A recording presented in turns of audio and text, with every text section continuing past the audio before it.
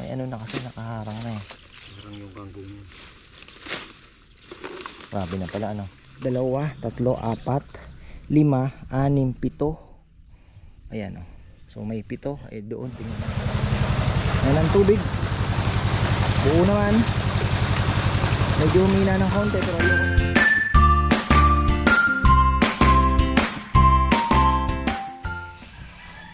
Uy, ayan na. Magandang buhay mga ka-farmer. Critical level na naman tayo. Ayan oh, tingnan nyo naman. Kailangan natin magpatubig. Ang problema, ito yung sinasabi ko ng problema natin pagka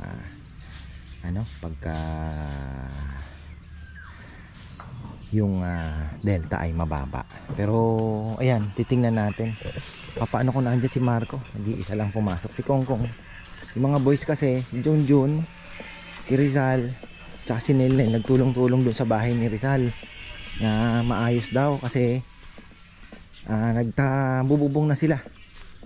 Trashes, bubong. Ayan, so trashes, bubong. Ay, mga laruan na naman. Ay, kalat na naman talaga. Mga bata talaga. So, ayun. Tumutulong si Junjun na una. Pero sabi ko sa bukas, kailangan mo pumasok kasi si Gian, hindi ko po alam kung ano na tong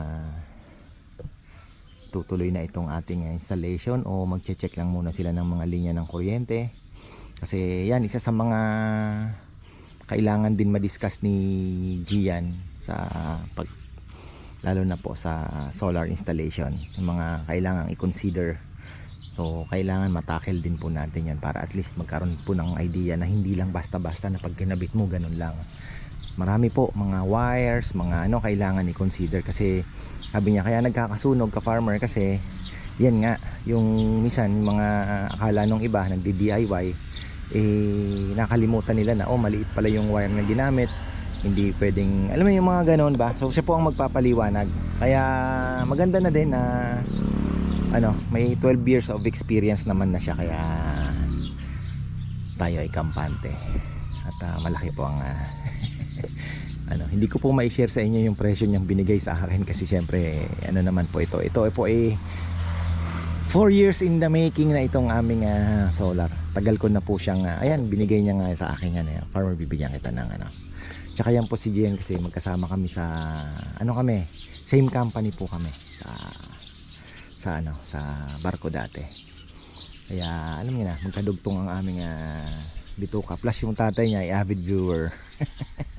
Si daddy. So ayan, kaya ayan, tama. So ayan, bibisitahin natin to. Napakaswerte ko talaga. Wala na po akong, di ba? Talagang thankful po sa lahat. Bahay, pinapagawa, kita nyo naman. May foreman kang biyanan. Tapos ayun, ito pala na to. Kumukuha ng tangkong. Ayun naman talaga. Harvest na naman Ayan. Check ko yung bumaba yung tubig Tine-check ko yung pasukan ng ko dito tubig ng patubig mukhang hindi aabot yata. Saan ba dumaan dito? Mamaya kay Marco mapala. Yung butas punta doon mukhang hindi aabot. Papacheck ko kay Marco at papalinis natin ang konti yung bungad.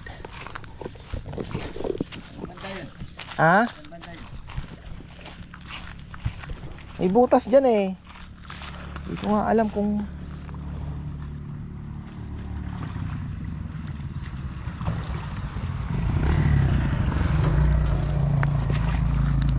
saan ba dito ata, parang dito. Hindi, wala dyan, hindi dyan, parang dito may dyan may parang butas na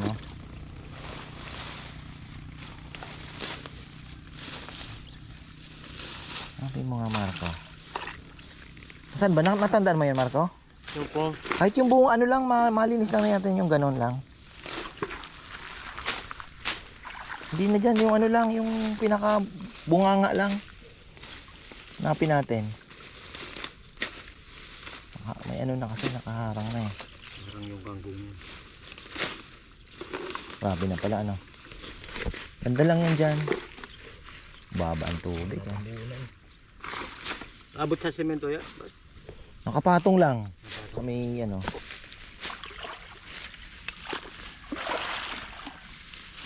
Hindi talaga makakapagpatubig. Banday. Hindi talaga makakapagpatubig. Dito. Ito Marco. Baka ito na. Baka ito. Ito ata. Oh yan. Hindi abot no. Oo. Butas no. Basta ano mo na lang. Clear mo na lang para pag ano. Yan pala. Wala. Hindi umabot ano. Baba yung tubig Makakapagpatubig. Baba. Pero do, saan naka ano? Ah, doon sa may lakyos lang yan ano? Kasi mataas yung delta eh. Yan lang, yung bunganga lang naman ang tanggalin mo dyan. Wala. Tanggalin mo na yung ano ba yan?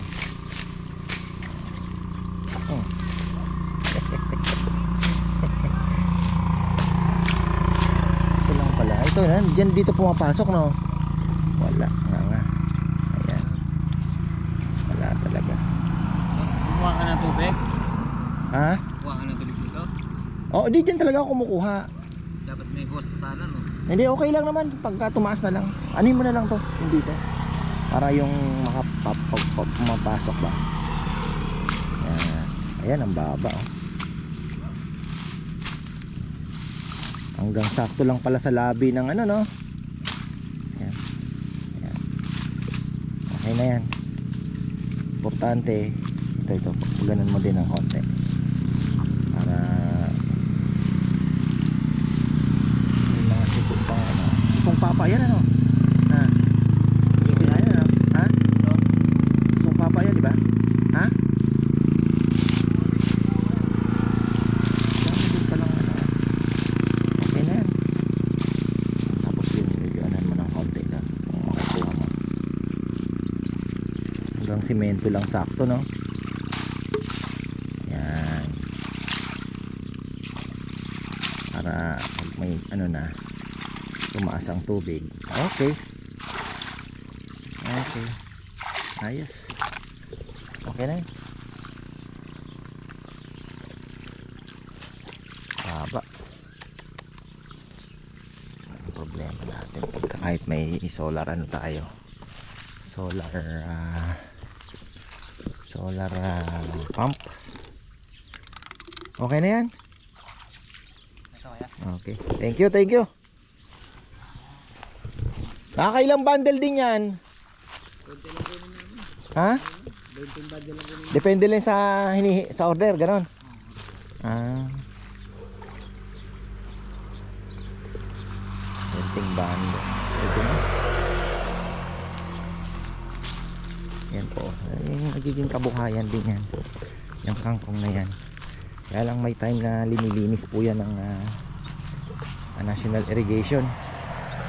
Tatanggalin po lahat yan kasi every year may inspection sila sa National Irrigation. May inspection sila every year. So kailangan malinis po yung ano. Malaki din ang budget ng NIA. Malaki din ang budget. Ay, ayan.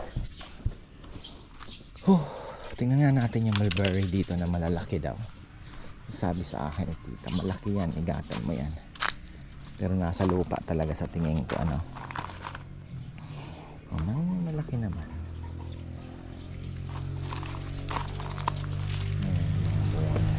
Malalaki nga. Ayan po. Malaki.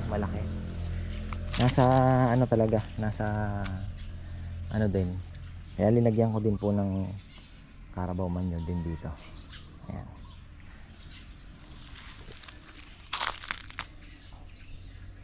Parang gumanda na yung orchids na ano. Yung orchids natin na ito, naka-recover na. Parang kaya niya na yung init Ang taba oh. Tingnan niyo ang lusog oh. Ang lusog. Malakas yung hangin, nagkumpulan sila. Ito yung ating mga Ano pala to? Babies.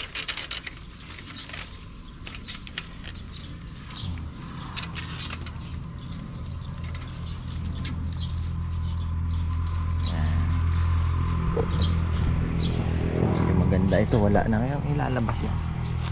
Ilalabas. Ayun, rambutan natin, okay na. Sa laging nadidilig. Ang pag-asa natin yan.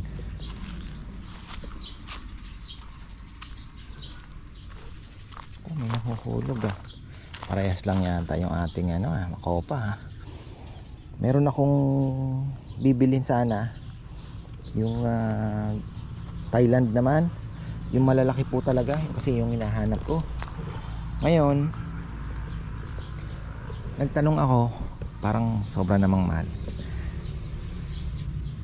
Hirap kasi ngayon na alam niyo yun, yung gusto mo talaga yung sana yung makuha mo yung hinahanap mo. Ang dami po kasi nagbebenta talaga na yun ang sasabihin, pero pag nagbunga na, hindi na. Ayun lang. Parang yung nagpunta sa atin dito nung nakaraan, sabi niya, nako, bumili ako ng breadfruit doon kanya nung namunga, kamansi lang naman. Dinala niya daw doon at pinakita. Ewan kung anong, baka pinalitan na lang siguro.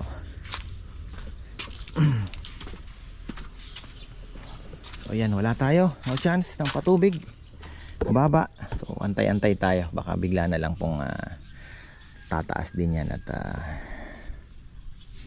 diba? Wala tayong chance.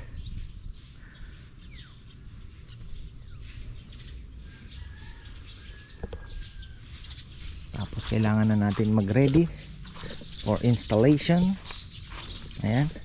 Yung mga pala, maggagawa po kami ng mga tables, mga kung ano-anong ibebenta natin. 'Di ba? Kahit lang, para may mga trabaho yung mga boys. Aayusin nila, gagawin nila, ibebenta natin. Mga coffee table, ito. Table si Leo may order ng isa. At gusto niya daw ng 6-seater. Tingnan natin kung may dito. So, ayun. 6-seater. Ayan bumili ako ng net ng pang pickleball. Para may net na po dito pagka naglaro kami. Wala pa din ang tubig. Uy, tumataas. Tumataas ba? Parang tumataas Medyo. Ayan, tumataas po. Very good din. Tumataas. Ayan, tumataas. Kanina baka sinara nila yun doon. Actually may tubig yung delta meron siya, kaya lang pag doon po sa may control sa may lakyos, kasi mga sanga-sanga yan may mas mababa, binubuksan nila doon na yung tubig dito, imbis na dito pupunta, parang bumababa ngayon doon sa ang takbo ng tubig. So ito medyo pumasok na. Ayan, very good. Pwede na siguro tayo magpatubig kaya lang sabi ko sa inyo, hindi naman po ganun kabilis yan. Hindi pa, kulang pa, pero ayan umangat-angat na kaunti pa kasi labi lang, hindi na namin pwedeng itaas, ibaba pa kasi tatama na po doon sa concrete na hindi naman daw po pwede, kaya diyan lang talaga sa nakapatong lang doon sa pinaka ng irrigation. So yan, kaunti na lang. Bukas pwede na tayo magpatubig. Siguro bukas patubig tayo. Ayan. Tama-tama yung pagkakalinis natin. O baka mamaya-maya lang na yan, mataas na. Bilis lang naman. Maya-maya lang siguro. Baka papagupit daw si Ninoy. Tama-tama, wala naman masyadong activity. Pasyal ko na rin yung mga bata sa SM na naman. Kainin lang natin yan kung saan McDo. Grabe po ang init. Ay naku, yung bola ng pickleball.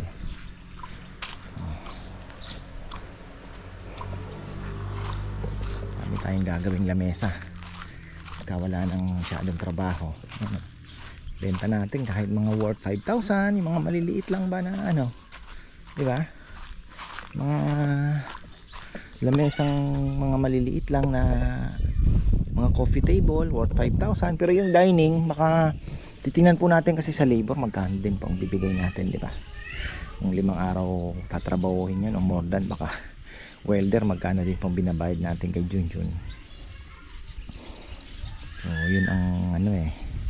Tapos lamesa lang po yan, kayo nang bahala sa upuan, kasi ang upuan po kung magpapagawa tayo, depende po sa design ng mga upuan na ipapagawa ninyo ay napakamahal din. So labor din ang inaano nila kasi matagal din gawin. Depende po pag maraming design. Kaya ayun, kung ano bili na lang kayo. Basta kami table lang po ang i-offer natin. Ayan o. Project nga ni Bebe. Ayan. Okay lang kasi medyo mababa po ang labor cost natin ngayon. Basta sabi ko sa kanila kung may mga gagawin kayo at ano weekdays, you're free. Pero kung gusto niyo magtrabaho, come. Ganun lang naman. Si Kongkong nandito kanina, kawawa yun na nakawan ng kawayan. Ninakaw daw yung kawayan niya. So, ganun talaga Kong ako. Ayun. Tapos ano pa ba? Bukas na lang daw siya magtatrabaho. Naliligo yung mga bata. Tapos, ang iniisip ko pa, pag nagpatubig po tayo ng kakarga pala ako ng sasakyan, diesel. Nagamit ko na yung aking naipon at medyo pababa naman na. Tapos yung Iraq daw magbibigay din, gagawa na, magpo-produce na rin po ng oil, kaya baka magtuloy-tuloy na, may balik na sa dati. Dito ang ano ko lang, yung magkakaroon po ng parang ano dito, no? Yan ang ano si Rowan ang napakaingay talaga. Yan na naman. So yan po ang ating inaano kung paano ko papadaanan yung tubig dito. Ganda ng ating avocado. Wow, laki na, no? Laki na po ng puno, oh. Pero ano to, pasanga din yun. Laki na ng puno. Yung doon sa ano sa taas ang medyo inaano ko din. Mamaya puntahan natin. Malaki na din po yun.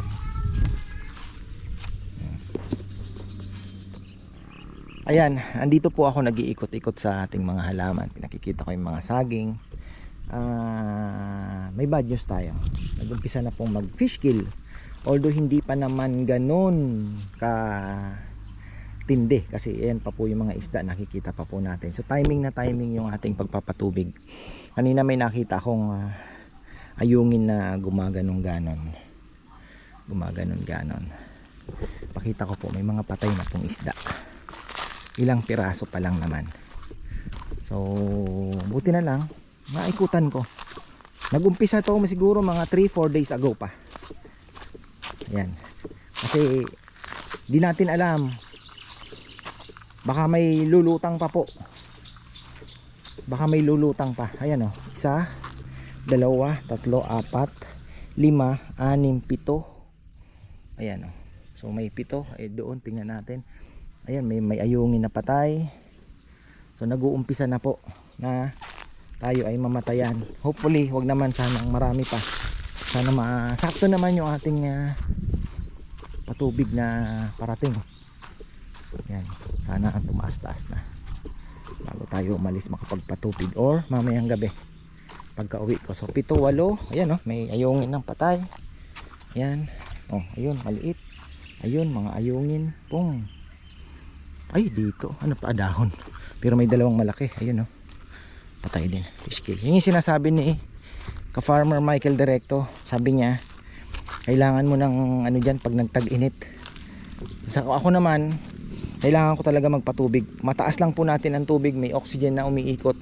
Okay yan. Ayun o, 3. Malalaki. Hindi pa alam ni Papa yan. Ito nga, nabawasan na natin na kapag may mga pamigay din tayo, di ba? So, yan po ang ating update. Ako po, fish kill namin. Balikan nga natin yung mabilis lang yun. Mayroon ng patay. lumutang na. Kaya pala naandoon yung mga isda, nakaabang na sa tubig na alam niyo na may papasok na tubig, di ba? Pero hindi pa naman kasi active pa yung iba. Kitang kita mo naman na ano pa, ayan oh, may mga aktibo pa. Medyo kailangan lang natin na makapagpapasok na ng tubig. Ayun ako. Sana ano, mamayang gabi. Pataas na yung tubig eh. Mamayang gabi. Overnight, papatubig tayo. Ganyan po talaga. Ito naman anticipated ko na ito eh, na sinasabi ko na ayun oh, pagka nakalutang po ng tanghali, kita nyo, ayun oh, medyo kulang sa oxygen yan. Ayun oh, nasa ibabaw sila. Nako, buti na lang at yung ating delta ay ano na, sinara na nila doon sa kabila na baryo. Medyo tumaas na, ayun, tumaas na nga oh, konti pa. Hintayin natin pumasok. Konti pa, umangat na. Siguro ganun na yung itinaas. Oh, pasok, malapit ng pumasok din doon sa lobby, doon sa blue. So siguro may pumapasok na siguro mga half inch or 1 inch may pumapasok na sa anong oras na ba? Ayan oh, 1:15 na. Kanina umikot ako mga 30 minutes ago bago ko po pinatay itong camera at umikot ako doon sa kabila. Ayan, mga 30 minutes ago. Pero ayan, di ba sabi ko tataas na yan. Oh, ayan may pumapasok na. Wala pa. Pero umaangat na po. Umaangat na yung tubig. Ako, gaantay pa tayo ng konti Ayan, sige lang. Taas na yan, taas na. Nakasara naman doon. Isang oras pa yan. Kailangan na ako magpapasok siguro. Antayin lang natin. Napasok na tayo ng tubig. Delikado. Yung mga kalamansi dito, kailangan na pong patayin to. Ayan, tatanda na yan. Yung mga maliit na bagong tanim, hindi na naalagaan sa dilig eh. Wala, sobrang init. Maganda magtanim pag tag-ulan. Pasok ng tag-ulan, pwede kong i-replantan yan. Putulin na natin. Tapos magre-replant po ako ng kalamansi pag pumasok na yung tag-ulan. Tapos ako ang magdadirect ng preparation nila. Kasi alam nyo na mas maganda talaga yung naandoon ka kasi yung gusto mo ang masusunod, hindi shortcut. Pangit kasi pag shortcut. So pakita natin tong isda na yung kinikwento ko sa inyo. Dapat observant kayo pagka kayo ay may fish pond. Pagka alas 10 na, alas 9, alas 12 tirik na yung araw, so ibig sabihin may oxygen ang binibigay. Pero ang isda ninyo ay nasa ibabaw pa din. Normal naman, madaling araw pag umagang-umaga naggaganong ganon. Pero pagka ganito na marami ang nasa ibabaw, ayan oh, buti nga may reaction pa. Ibig sabihin okay pa yan. Pero matamlay na po sila. Nag-o-oxygen na. Ayan.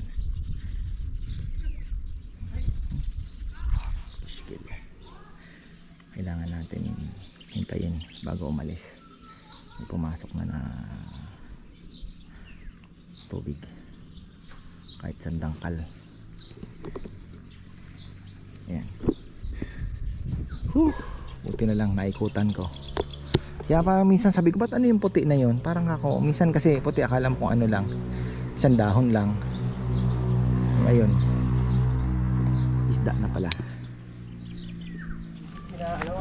Wow, okay, chinecheck ko. Hindi. Oh, may butas, basta may butas siya. Hindi naman pala ito yung butas. Si Marco nililinis. Buti na lang sinilip kong gano'n. Tingnan nyo. Oh. Hindi eh, ayan oh.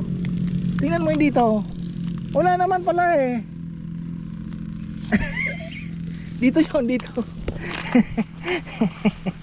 Natawa talaga ako sa iyo. Baka dito, ano, tingnan mo lang. Pag walang butas dyan, wala. Tingnan mo. May butas. Ha? Ha? Wala po. Wala. So dito siguro yon. Sa kabila pa, wala naman dyan. Sa baba pa yon, mas baba pa. Nasa may tubig na yan.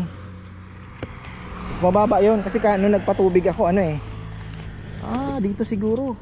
Tingnan mo dyan. Bihira yan. Buti na lang. Diyan ito. Hindi ko na kasi kabisado din eh. Ba't may kahoy dyan? Si Kongkong. Lagay dito kasi yung mga aso. Hinarangan ni Kongkong. Inaaway yung aso. By gang. Gang sila.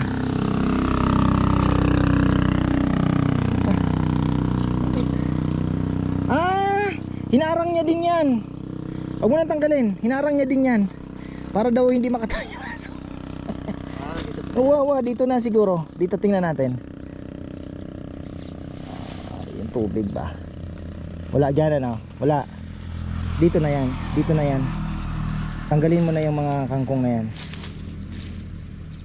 Meron niyang butas. Dyan. Ibig sabihin nakakapasok na.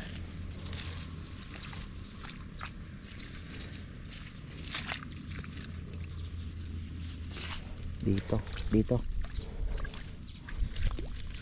Ano? Sige, dyan yan. Nasa baba na yan. Nasa baba na. Dito na lang. Hindi na tayo pwede lumagpas dun. Hindi na natin teritoryo yan. Ano? Ibig sabihin pwede na tayo magpapasok ng tubig. Nasa baba na yan. Ano? Wala? Hindi pa rin? Sige, linisin mo na yan. Anin mo na. Lilitaw na yan. Tipak lang. May nakaharang lang na ano. Nasaan nga dyan na yan sa may baba. Kung papahulog ha. Nakalimutan ko lang kung saan banda eh. Sige.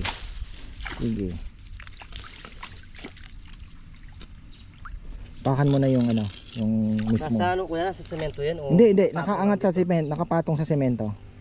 Nandiyan na yan. Parang ano lang naman, mabutas na. Tusang na maliit. Siguro D12. Kung wala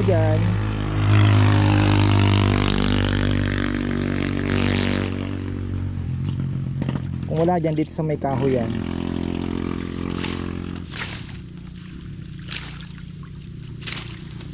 Pasok na yan. Patubig na tayo bago umalis.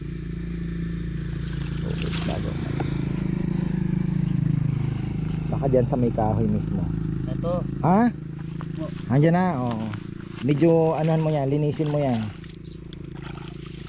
Kapag giveaway dyan sa tubig na papasok.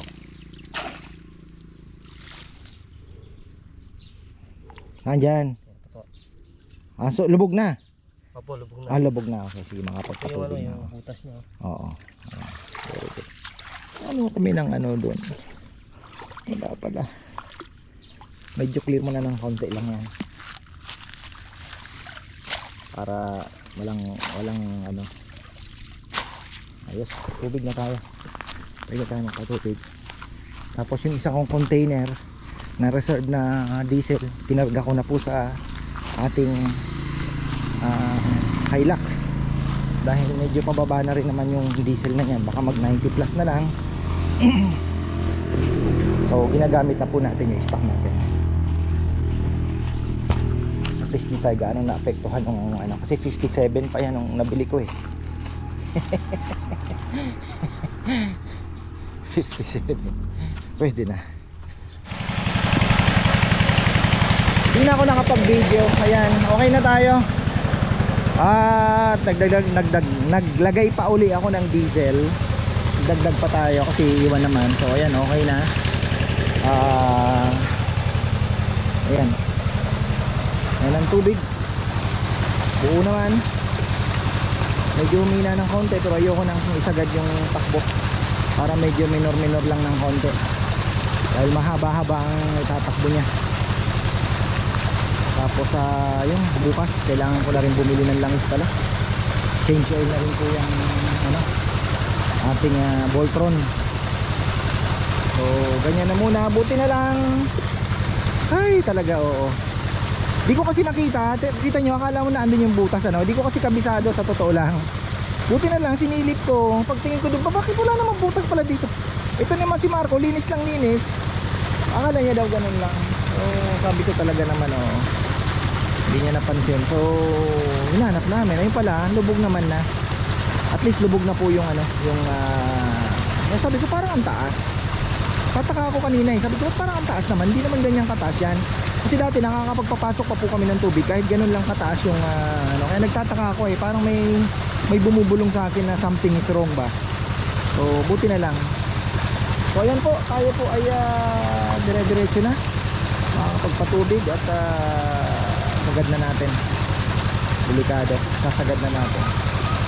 Bagay hindi naman po mahal yung diesel na bili natin na yan, kaya okay lang. So ayan, marami pong salamat at magandang buhay.